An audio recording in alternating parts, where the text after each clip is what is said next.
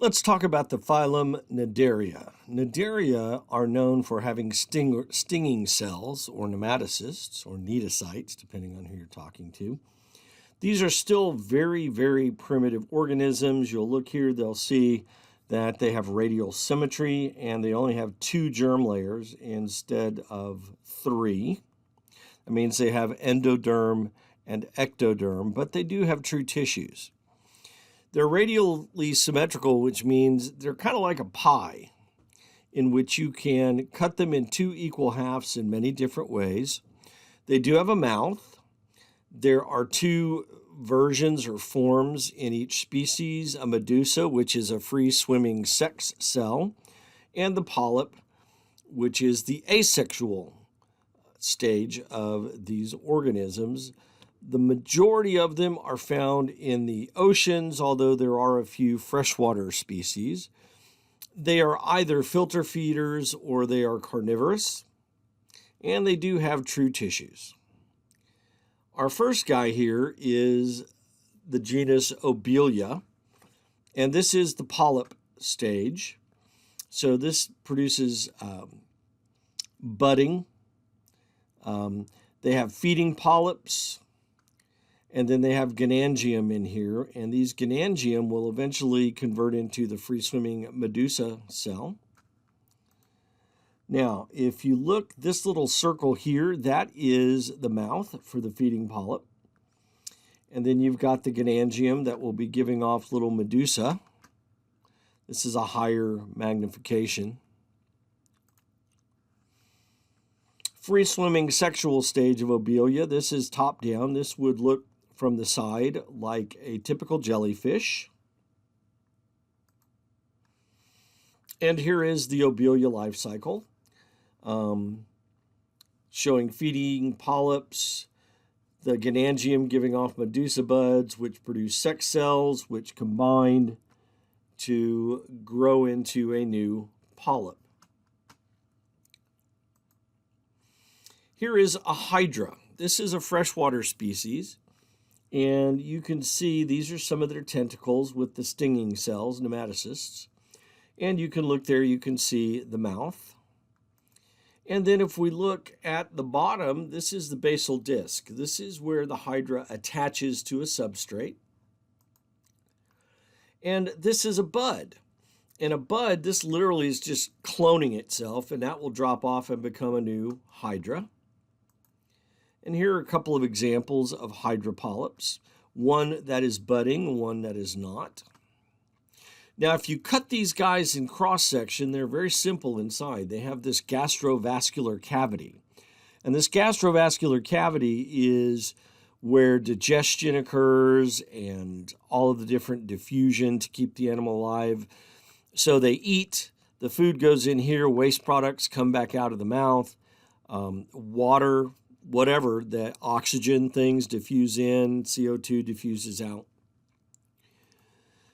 Now, the sexual side of this species has these little bumps that either have ovaries or testes. They don't have a free swimming stage. And unless you're an expert, it can be very difficult to tell testes from ovaries on a preserved or live hydra. Now, the stinging cells.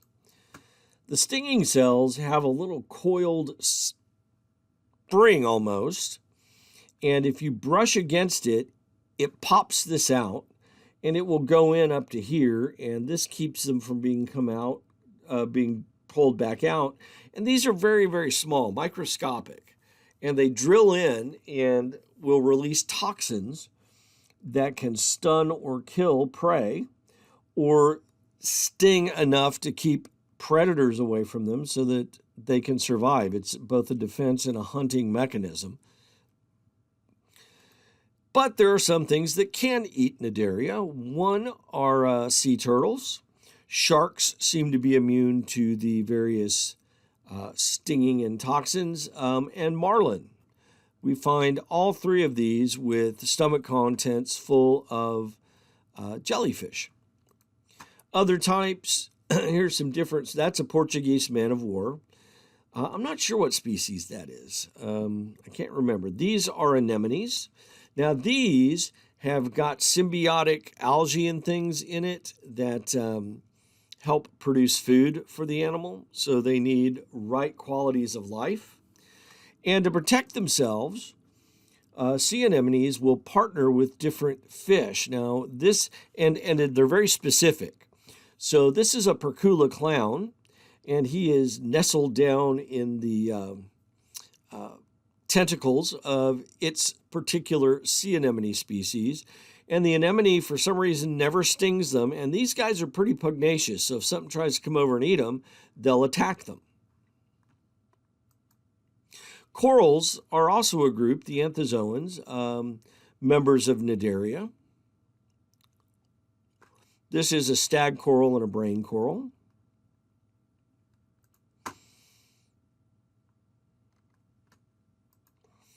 Now, coral is having a lot of problems right now. Coral reefs are in trouble. They're bleaching. And there are several projects going on where people, either institutions or even private people, are growing coral and donating it to different projects, and then they will go out and attach pieces of coral to these frameworks to try to reestablish coral reefs. Here is a bleached coral reef. Now,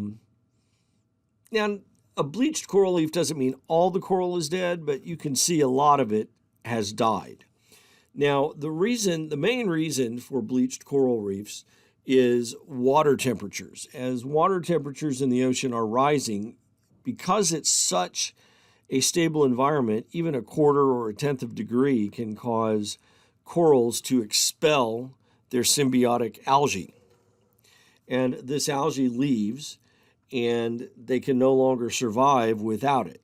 They need that algae to make food as well as getting food from other sources. There are other things that can cause the photosynthetic pigments to be expelled besides water temperature, light, salinity, nutrients,